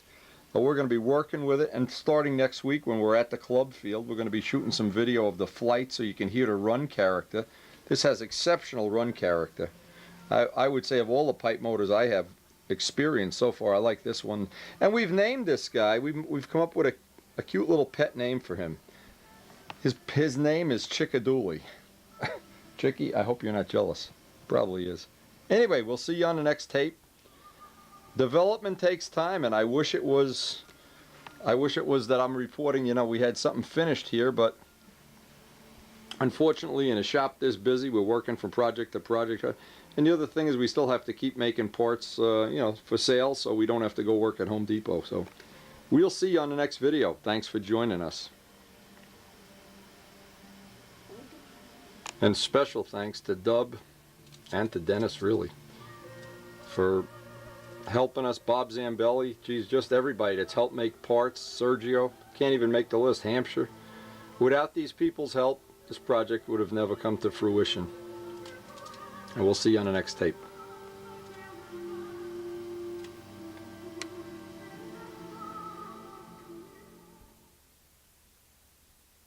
Before we leave the tape, I see we got about a minute left. Wanted to make a funny, it's not funny, it's true. I had the plane sitting out in the back of the van where we were making, Les was making up the pads, and we had the whole thing in a van. And we decided we were going to, you know, take a ride to the hobby shop. Well, we ran up to Ron's hobby shop, and it was in the back of the van. And I said, oh, let's see how it travels. Does it move around? Does, you know, what happens? And in the course of going up there, you know, we stopped and we had lunch. And the other thing, it's parked in a parking lot, and there's a guy walking by, and out of the corner of his eye, he sees the thing, and he almost trips and falls over. I mean, you know, you just don't expect to look in the back of the of any Windstar, especially a green one. I purposely bought green so it would kind of blend into the scenery so I wouldn't get tickets. Here's this incognito Windstar, and all of a sudden this guy's walking by, and like, ah, what's that? Like he saw aliens or something. Anyway, just thought you'd enjoy that story. That was funny. And it won't be long, and we'll have a bubble jet tank in this guy. We're going to, hopefully, as we learn all the little idiosyncrasies of these tanks. And boy, Dub has got that worked out. But the easiest thing would be if we hadn't already built these planes, to just use the stock tank. That worked perfect on a profile. They just don't fit in these planes. That's the problem. And especially in the Typhoon, that would have to be a special scenario. But anyway, we'll get these done. We have a mold. We'll make some carbon bodies up this week. And it's ironic that that's going to be one of the cures for what I hope is going to make the B-25 ultimately a lot of fun to fly. And of course, coming up real soon is going to be the Brodak fly-in.